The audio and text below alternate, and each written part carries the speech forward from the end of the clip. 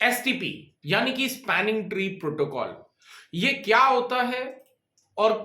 कैसे ये हमें हेल्प करता है लोकल एरिया नेटवर्क के अंदर, क्या होगा जब हम इसका इस्तेमाल नहीं करेंगे, यही सारी डिटेल आज के इस वीडियो के अंदर हम जानने वाले हैं। और ये है सीसीएनए की सीरीज, तो आई होप कि आपको ये सीरीज पूरी पसंद आ रही होगी। चलिए अभी स्टार्ट करते हैं, और जानना चाहते हैं एसटीपी के बारे में तो वीडियो को अंत तक जरूर देखिएगा गाइस। मेरा नाम है मंजीत सिंह और आप देख रहे हैं आपका अपना चैनल टेक गुरु मंजीत। सो आगे बढ़ने से पहले मैं बता दूं कि अभी जो है हमारा free firewall Fortinet firewall NSC 4 का बैच स्टार्ट होने जा रहा है, जो कि ऑनलाइन ही रहेगा। उसके में अगर आप अपनी सीट बुक करना चाहते हैं, लिंक डिस्क्रिप्शन के अंदर दिया गया, उस पर क्लिक करके आप हमारे व्हाट्सएप ग्रुप को ज्वाइन करें और उसके बाद वहां से आपको फर्दर गाइड कर दिया जाएगा। तो चलिए आज की इस वीडियो के ऊपर में फोकस करते हैं, जिसका हमारा टाइटल है स्पैनिंग ट्री प्रोटोकॉल। तो बेसिकली सबसे पहले बात करते हैं कि स्पैनिंग ट्री प्रोटोकॉल की रिक्वायरमेंट क्यों हुई,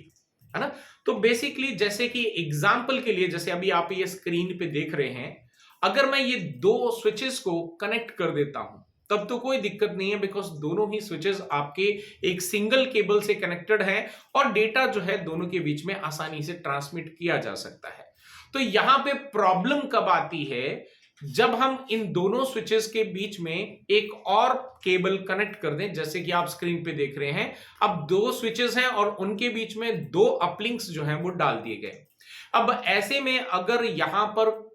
अगर कनेक्टिविटी देखें तो दोनों ही केबल से डेटा जो है वो ट्रांसमिट होगा, और ऐसे में यहां पर दोनों साइड से जो ब्रॉडकास्टिंग जो है स्ट्रॉम है वो क्रिएट होगा, एंड स्लोली ग्रेजुअली ये एक लूप में जो है वो कन्वर्ट हो जाता है। और जब भी डेटा आपका लूप में ट्रैवल होना स्टार्ट हो जाता है, और ऐसे में आपके पूरा जो नेटवर्क यूजर का जो डेटा है वो कंप्लीटली होल्ड पे चला जाता है। तो इस प्रॉब्लम से बचने के लिए हमने यहां पर जो है एसटीपी प्रोटोकॉल का जो है डिजाइन किया गया। अब एसटीपी प्रोटोकॉल करता क्या है, चलिए उसको एग्जैक्टली समझते हैं। तो एसटीपी प्रोटोकॉल जो है ये एक ऐसा प्रोटोकॉल है जो हमारे लोकल एरिया नेटवर्क के अंदर ब्रॉडकास्टिंग स्ट्रॉम जो क्रिएट होते हैं, जो लूप बनते हैं बेसिकली, उनको स्टॉप करने में हेल्प करता है। तो चलिए वापस इस एग्जांपल को लेते हैं। दो स्विचेस हमारे पास में जैसे आप स्क्रीन पे देख पा रहे हैं। अब इसमें से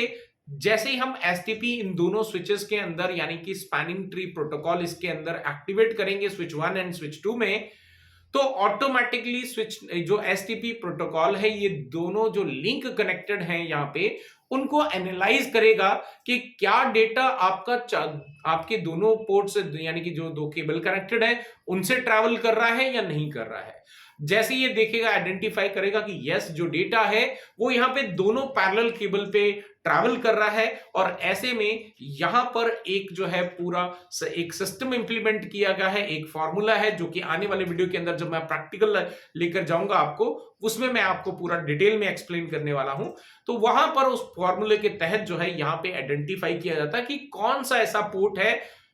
स्विच नंबर 1 या फिर स्विच नंबर 2 में जिसको ब्लॉक किया जा सकता है। तो एक पोर्ट को फिर ब्लॉक कर दिया जाता है, और ब्लॉक होने से क्या होता है कि आपका जो डेटा है वो सिर्फ और सिर्फ एक सिंगल केबल से ही स्टार्ट रहता है, यानी कि आपका डेटा इजीली ट्रांसमिट होता रहता है।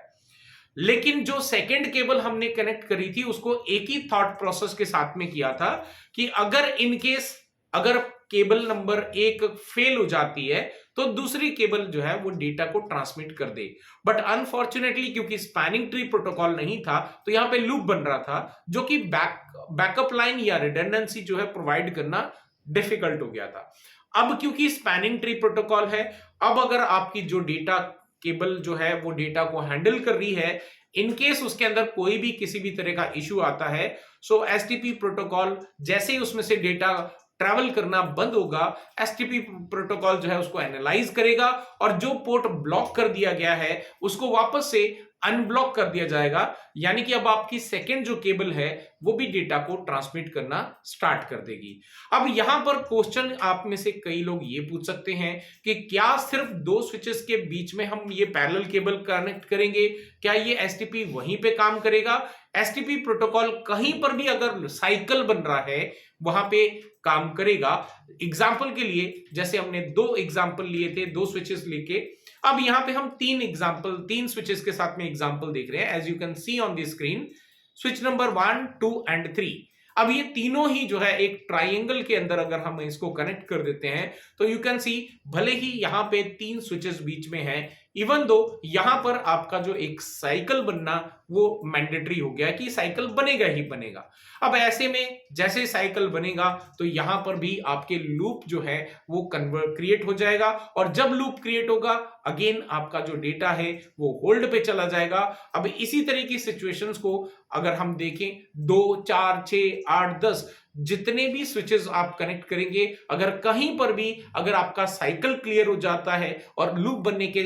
जो है चांसेस बन जाते हैं, वहीं पर एसटीपी प्रोटोकॉल जो है वो आपका काम करना स्टार्ट कर देता है। अभी यहां पे फाइनली एक बात करते हैं कि क्या एसटीपी प्रोटोकॉल सिर्फ मैनेजेबल या अनमैनेजेबल दोनों के अंदर होता है या किसी एक कैटेगरी के स्विचेस में होता है। हालांकि आज की डेट में टेक्नोलॉजी इतनी एडवांस होगी, अब आप मार्केट में परचेस करोगे तो आपको मैनेजेबल स्विचेस जो है वो ज्यादा देखने को मिलेंगे कंपेयर टू अनमैनेजेबल, बिकॉज उसको प्रेफर आज की डेट में नहीं किया जाता है। लेकिन अगर मान लीजिए आप एक ऐसी कंपनी में जॉब कर रहे हैं जहां पर आपके पास में अनमैनेज स्विचेस जो हैं वो लगे हैं, तो मैं आपको यहां पे बता दूं आपकी इंफॉर्मेशन के लिए, अनमैनेज स्विचेस के अंदर एसटीपी प्रोटोकॉल नहीं होता है, जिसके चलते आप उन स्विचेस के अंदर रिडंडेंसी या बैकअप लिंक जो है वो असाइन नहीं कर सकते। तो अगर आपके अनमैनेज नेटवर्क है,